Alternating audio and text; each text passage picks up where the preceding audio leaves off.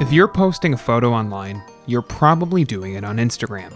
Now entering its second decade, Instagram has become the go-to place to post your photo collection for your friends to like, comment, and share, cultivating a vibrant community of influencers and photographers alike. Of course, Instagram isn't without some quirks, and one of its main roadblocks to posting a great photo? Rigid square ratios. If you're tired of your photos being forced to zoom in, you've come to the right guide. When you're posting a photo on Instagram, the app automatically zooms in on a photo to fit the square 1:1 aspect ratio the app is known for. On the new post page, you can actually move your finger around the image left, right, up, and down to fit better in the square.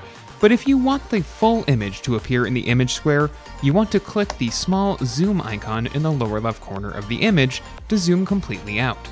This works great for single image posts, but if you have multiple images in your feed, you'll find all of your images match a crop from the first image selected. If you're trying to include images with a variety of ratios and crops, the best way to go about it is to turn to an outside app to resize your images. On iOS, SquareFit is our app of choice, allowing you to quickly insert backdrops from blurs to patterns and everything in between.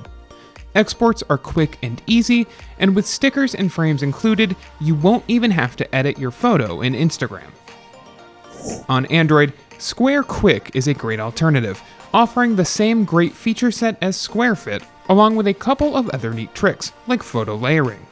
Both apps are supported by ads and in-app purchases, but they're well reviewed on their various app stores and are easy to use without a dime.